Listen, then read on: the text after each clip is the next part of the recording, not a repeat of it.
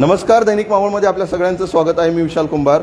मावळ तालुक्यातील सहकार क्षेत्रातील एक महत्त्वाची संस्था असलेल्या मावळ तालुका खरेदी विक्री संघाची सभापती आणि उपसभापती पदाची निवड प्रक्रिया पार पडलेली आहे आणि या निवड प्रक्रियेमध्ये खरं तर बिनविरोध निवडणूक होईल अशा पद्धतीची चर्चा होत असताना ऐनवेळी निवडणूक लागली आणि या ठिकाणी सभापतीपदी किरण हुलावळे आणि उपसभापतीपदी सुनीता अमोल केदारी यांची निवड झालेली आहे. खरं तर ही निवडणूक प्रक्रिया होणार नाही, बिनविरोधपणे या ठिकाणी सभापती उपसभापती निवडला जाईल अशा पद्धतीची चर्चा होत असताना ऐनवेळी नेमकं या ठिकाणी राजकीय गणितं फिरली आणि दोन प्रत्येकी अर्ज आल्यामुळे सभापती आणि उपसभापती पदाची निवड प्रक्रिया पार पडली आणि अखेरीस या ठिकाणी सभापतीपदी किरण हुलावळे यांची निवड झालेली आहे. आपण सगळ्यात अगोदर या ठिकाणी सभापती आणि उपसभापती यांची प्रतिक्रिया घेणार आहोत. किरण भाऊ, स्वागत आहे तुमचं दैनिक मावळमध्ये. सगळ्यात पहिले तर तुमचं अभिनंदन. या महत्त्वाच्या सहकारी संस्थेवरती आपण सभापती म्हणून झालात. काय तुमची पहिली प्रतिक्रिया, पहिली भावना आहे? हा विजय खरोतर आम्ही 19 संचालकाचं हे सभासद मंडळ असलेला आणि 19 पद्धतीने मागच्या वेळेस ही निवडणूक बिनविरोध पार पडली होती. महायुतीचं माध्यम असेल, अपक्ष असतील, सर्वांच्या होतील. याही वेळेसच्या तशा चर्चा सुरू होत्या, परंतु काही निर्णय या ठिकाणी घ्यावे लागतात त्या उद्देशाने आज निवडणूक पार पडली आणि मला सभापतीपदी सर्व संचालकांनी ज्यांनी मला मतदान केलं, ज्यांनी नाही केलं, या सर्वांचं या ठिकाणी मी सभापतीपदी निवड झाल्याबद्दल आभार व्यक्त करतो. आणि ही लोकशाही आहे. लोकशाहीमध्ये काम करत असताना चांगल्या माणसाला या ठिकाणी न्याय मिळतो. जेव्हा कुठेतरी आपण कोणापुढे एक चांगली कामं करत असतो, जे आपण पेरतो, आणि तेच माझ्याबद्दल आज मला उगवलं असं या ठिकाणी एक आनंद वाटतो.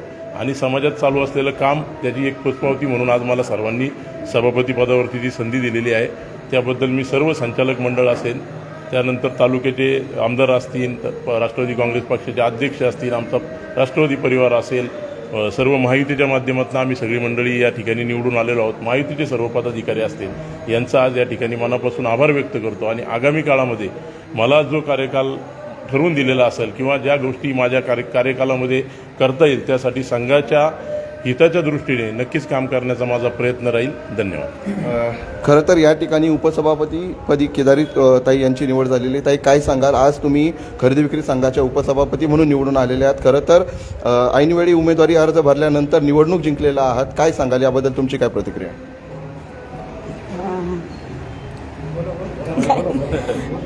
मला तर म्हणजे हेच नव्हतं, म्हणजे इलेक्शन मला हे करायचं होतं, पण झाली मी उपसभापती. बस. किती मतांनी तुम्ही निवडून आला?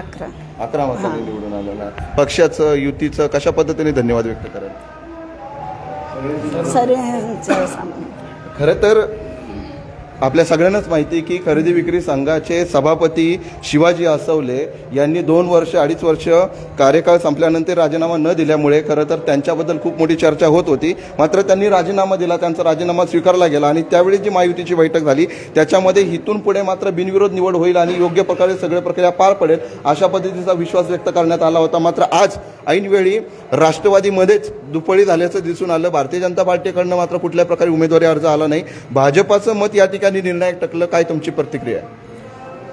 आज या ठिकाणी झालेली जी निवडणूक आहे त्या निवडणुकीमध्ये खरेदी विक्री संघाच्या सभापतीपदी आमचे सहकारी किरण भाऊ हुलावळे आणि आमच्या भगिनी या ठिकाणी सुनीताताई केदारी या उपसभापती या ठिकाणी विराजमान झालेला आहे. आदेश आल्यानंतर या ठिकाणी 2 नावं आली होती, परंतु प्रत्येकाची इच्छा असते.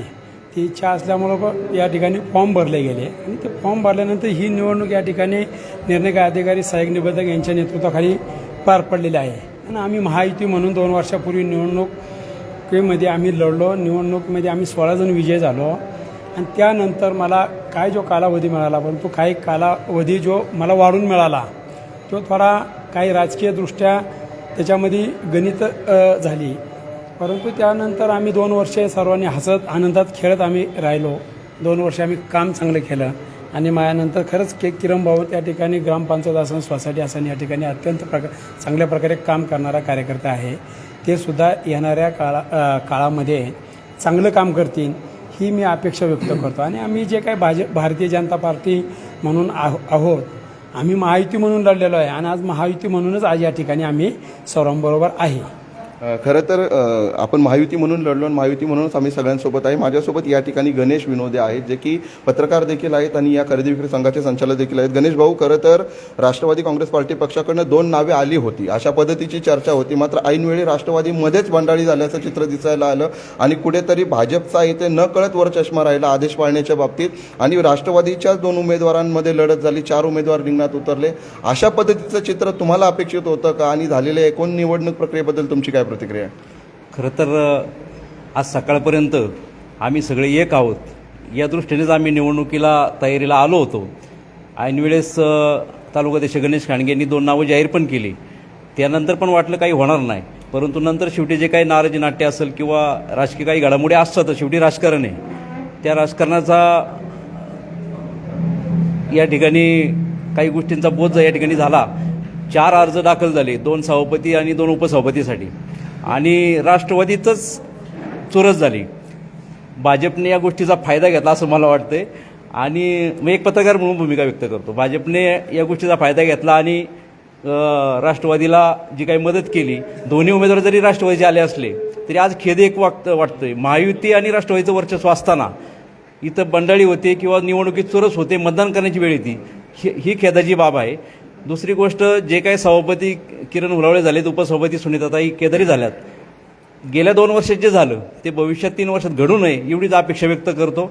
खरेदी विक्री संघाची भरभराट हो आणि दोघांच्या माध्यमातून खरेदी विक्री संघ उदयास येऊ अशी आशा बाब. खरं तर आजपर्यंत झालेल्या राजकारणाचा देखील उल्लेख या ठिकाणी गणेश भाऊंनी केला. आपल्यासोबत या ठिकाणी काही सदस्य आहेत, आपण त्यांच्यासोबत बोलणार आहोत. दादा, खरं तर राष्ट्रवादी काँग्रेसमध्ये बंडाळी होणं हे अपेक्षित देखील नव्हतं. महायुतीमध्ये सर्वात जास्त ताकद असलेला पक्ष होता. ठीक आहे, बंडाळी झाली, प्रत्येकाची इच्छा आहे. मात्र या संघाकडं किंवा एकूणच सहकार क्षेत्राकडं राष्ट्रवादीच्या वरिष्ठ नेत्यांचं दुर्लक्ष होतंय का, असं तुम्हाला वाटतंय का? नक्कीच. एक संघटन म्हणून जर विचार केला किंवा सहकार क्षेत्रामध्ये जर पाहिलं तर जसं आता अगोदर आमचे मित्र गणेश भाऊ विनोद यांनी सांगितलं, सकाळपर्यंत पेक्षा आत्ता इथं बसेसपर्यंत 11 वाजेपर्यंत वाटलंही नाही की ही परिस्थिती निर्माण होईल.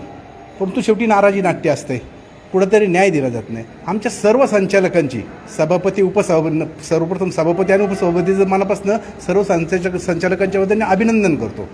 29 गुंठे जागा खरेदी विक्री संघाची कामशेत या ठिकाणी आहे, तर त्याच्यामध्ये चांगल्या मोठ्या प्रकारची इमारत कशा पद्धतीने होईल असं आमच्या सर्व संचालकांचं 19 संचालकांची या ठिकाणी मनापासून इच्छा आहे आणि तो प्रयत्न आम्ही चेअरमन, व्हाईस चेअरमन ह्या सर्व संचालकांच्या माध्यमातून तो पूर्ण करण्याचा प्रयत्न केला जाईल. ठीक आहे दादा, काय कशा पद्धतीने आभार मानाल आणि कशा पद्धतीने यांना शुभेच्छा द्याल?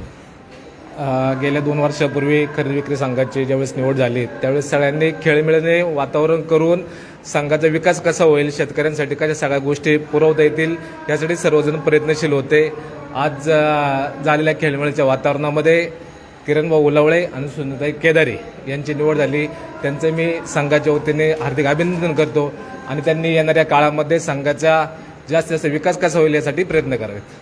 खरं तर खरेदी विक्री संघाची, मावळ तालुका खरेदी विक्री संघाची निवड प्रक्रिया पार पडलेली आहे. किरण हुलावळे असतील, सुनीताताई केदारी असतील, या सभापती उपसभापतीपदे अनुक्रमे त्यांची निवड देखील झालेली आहे. मात्र आज जी निवड प्रक्रिया पार पडली आणि त्याच्यामध्ये पुन्हा एकदा बिनविरोध न होता निवडणूक लागली, याच्यातून खरेदी विक्री संघाने आपला आजपर्यंतचा इतिहास कायम राखलेला आहे. तो म्हणजे पक्षाचं किंवा जे काही ठरेल त्या गोष्टीला मान्यता न देणं आणि वेगळ्या पद्धतीचं राजकारण करणं. खरं तर गणेश विनोदे यांनी सांगितलं त्या पद्धतीने सकाळपर्यंत भूमिका एक होती, मात्र निवड प्रक्रियेच्या वेळेस ती भूमिका बदलली. हरकत नाही, लोकशाहीमध्ये या सर्व गोष्टी अपेक्षितच आहेत. मात्र इथून पुढच्या कालावधीमध्ये महायुतीच्या नेत्यांनी या ज्या संस्था आहेत त्यांच्याकडं जे दुर्लक्ष होत आहे ते दुर्लक्ष कमी करून याकडे जाणीवेने लक्ष देणं गरजेचं आहे, अशा पद्धतीची भावना या ठिकाणी संचालक मंडळाने व्यक्त केलेली आहे. या दोन्ही नवनिर्वाचित पदाधिकाऱ्यांना दैनिक मावळकडनं देखील शुभेच्छा. दैनिक मावळसाठी विशाल कुंभार, वडगाव मावळ.